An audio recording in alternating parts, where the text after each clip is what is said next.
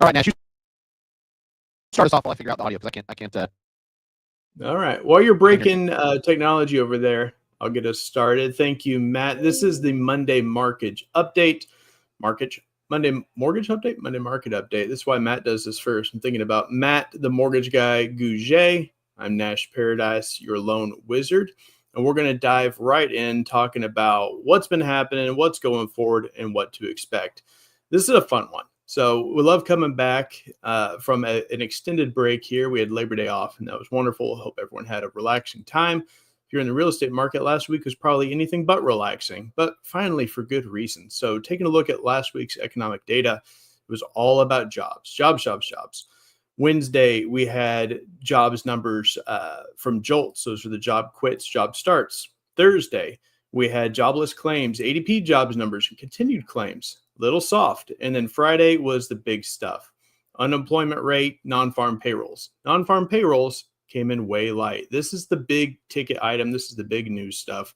This is where we've had massive revisions. It's cost, head of the Bureau of Labor Statistics, their job. This is huge. We had a 75,000 jobs added forecast, came in at 22,000. The economy is slowing. Jobs are being added much slower. These revisions are not going well, depending on your perspective. For mortgage people in real estate, it's good for us. A slowing economy is good for lowering interest rates. When the economy is booming and bustling and things are getting added, inflation is flying, we're going to have high interest rates and things are going to stay there. So last week was a phenomenal week as far as econ data as it relates to mortgage and real estate. Let's talk about what's going on this week, because again, lots of movement last week. Every single day, it seemed like we had something.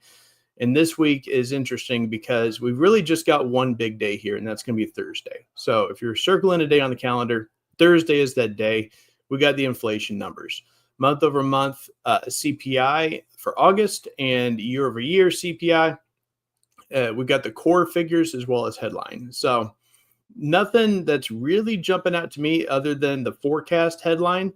That was 2.7% last month. It's forecasted at 2.9%. So they're anticipating inflation to go up on the headline, but then the core, which excludes energy and housing, that is flat at 3.1%. So kind of interesting seeing the mixed bag on forecast there. Tells me we may have mixed data coming in as well. And if that happens, then we should probably just hold the line. The 10-year Treasury bond has been going down pretty handedly. Mortgage rates have been improving a bit. So good for what we're looking at on that side. Nothing to be terrified of, but big numbers coming out Thursday. Let's take a look at what that means for our numbers here. So Matt, if your microphone is working, this is a wild stair step from what we saw 2 weeks ago. Why don't you interpret this for us a bit? Yeah, sorry about the technical issues. For whatever reason. Lost you again. Still no microphone. No, you can hear me? Microphone? It's all right. You just smile and look pretty. You really can't hear me? Really can't. Coming in, cutting in and out. Come on, man. I know, but you're good looking, so I'm not mad to look at your face. So what we're seeing here right now, the Fed funds rate, 450. Oh, now. That 425 to 450. Still now. We are going to have a Fed rate drop in September. That is certain. 88.1% that we have 11.9% that we get a double drop in September. I don't think it's going to happen. That's right around the corner. But what's interesting about this, we're now forecasting 3 interest rate drops. One in September, one in October, one in December, with an 83.6% certainty. That's really, really big. We are definitely expecting these drops to come. 3 through the end of the year is great. And then looking forward, just because this is interesting, we try not to project too much, but we just got drop after drop after drop. Another one in first quarter with a 99% certainty. Another one in second quarter, and another one as we get to the tail end of third quarter, early fourth quarter. It's going to happen as well. So it's 1, 2, 3, 4, 5, 6 rate drops between now and September are projected over the next 12 months. I mean, that's huge. That's really important direction. It's going to move the needle a lot.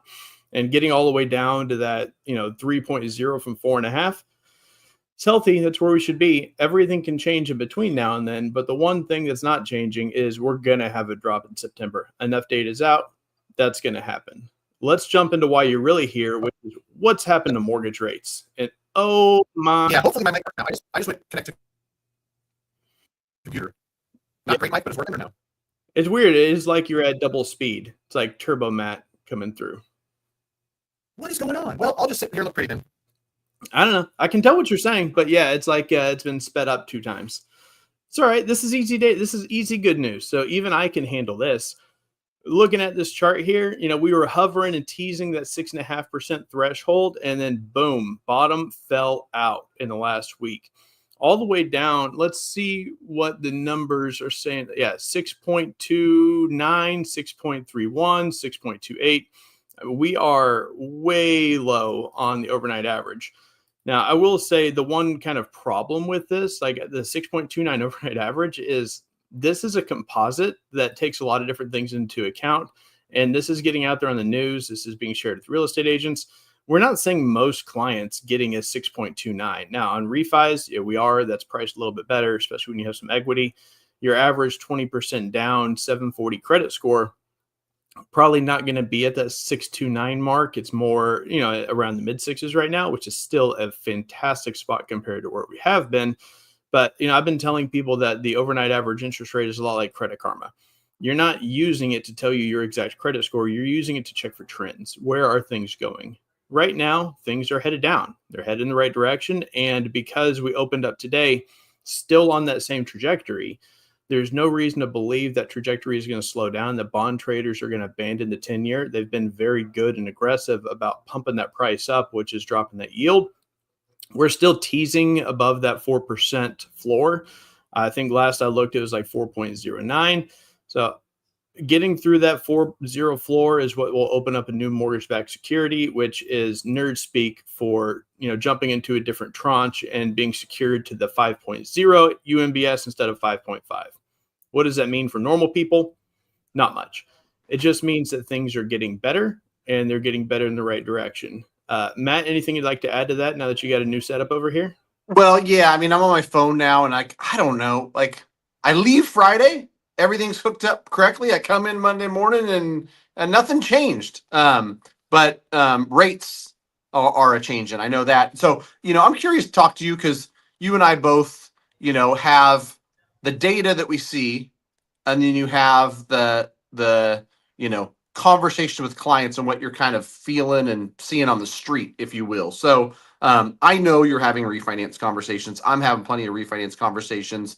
With everything you see on the data side, because you follow the stuff closer than I do, to be quite honest, all the economic news that's coming and the things that may or may not affect rates in the future.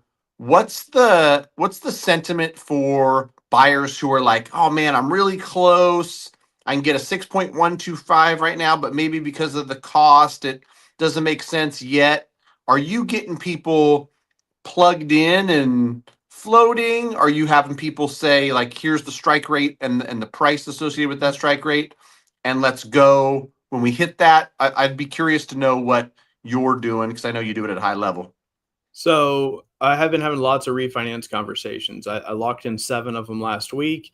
It makes a lot of sense for a lot of people. And, when it makes sense, we make sense of it and just go. Trying not to overthink it too much. Every time we've had one of these rate rallies in the last few years, it's been very, very short lived. This one is the longest one by far. So I'm awesome taking that as a win. The unique position of being a mortgage broker in this market is, if we're going in one direction and, rates significantly improve over 2 to 3 weeks, we can switch lenders. That's just part of the reality of the flexibility of a mortgage broker. So knowing that if I've got what I like and the math makes sense, then I lean into the math. It's just costs divided by savings equals recoup. And we're getting a lot of stuff at 6 to 10 months recoup time, some of them 12 to 14. But one of the interesting things is we're doing a lot of shorter terms. The deeper you dive into how amortization works, you really learn that 30-year fixed mortgage is a matter of necessity, not design. It's not a great product for a lot of people. If we can take these smaller loan amounts, which you don't see, Matt, in California, but when you got people that have paid down their loan or they've been in it for a bit, or here in Texas, I got lots of people that have financed less than $300K. Looking at 20-year loans for them, I mean, we're talking about saving $100,000 in interest over term on something like that. So we're getting a little creative to make things make sense. I'm also talking to a lot of people where it's just like, yeah, you bought at 6.5, 6.6.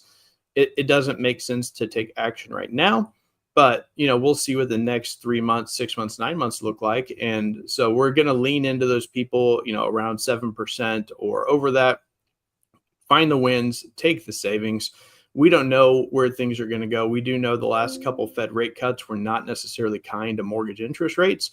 And having done this for 19 years, I've been through every refi cycle we've had in the last 2 decades. I know that when it looks good and makes sense, you just take action and you don't worry about, watching the price after you lock something in. Yeah, I agree. And you brought up a really good point. I've had at least 2 conversations with people that are looking at a 15-year. And it is wild for somebody who likes math. And I know you like math like I do. It's crazy to see how you go from 7% on a 30-year, to 5.25% on a 15. And like the conversations I've had around that is if you can afford to pay this payment, which is going to be more, you think about paying the thing off in half the time, the payment's going to be more. In a specific client's case, they've got a home they sold.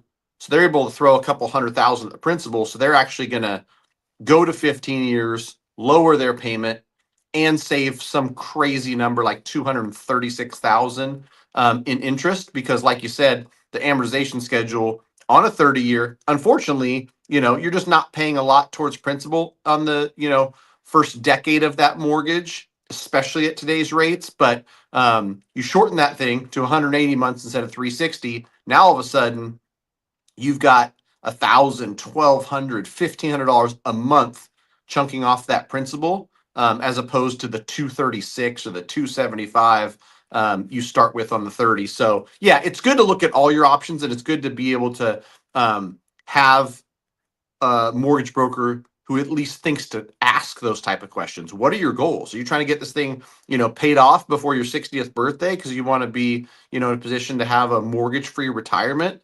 Are you trying to, just make sure that you survive on cash flow and don't add, credit card debt? You need the 30 probably. There's a bunch of different angles to take. And so, as rates fall and the conversations start becoming more frequent, I guess my public service announcement is just make sure you're talking to a knowledgeable mortgage broker, somebody like Nash Paradise who's been doing it for 2 decades.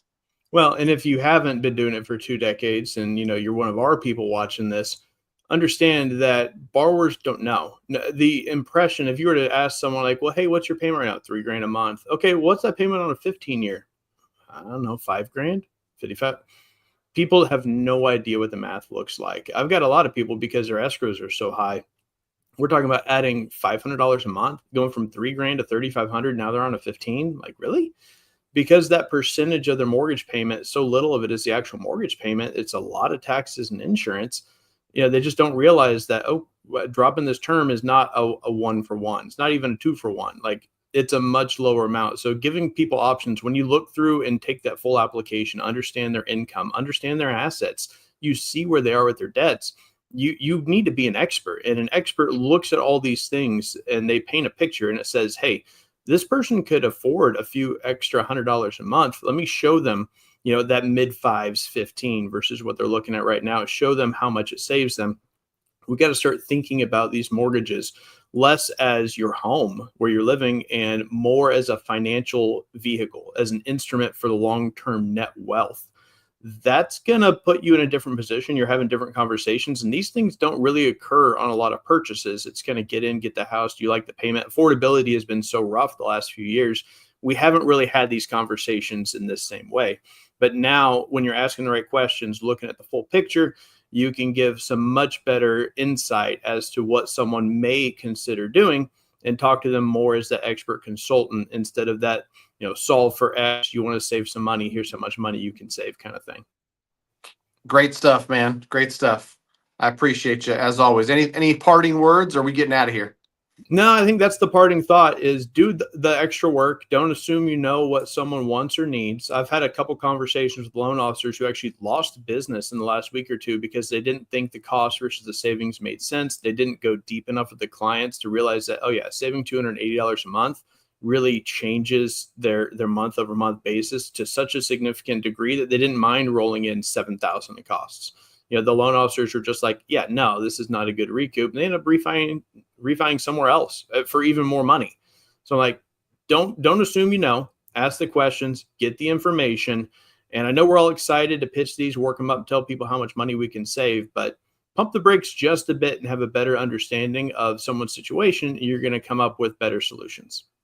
Agreed, man. Thanks, brother. We'll see you next week. I'm going to call my tech guy now. Figure out what's going on over here. Thanks, buddy.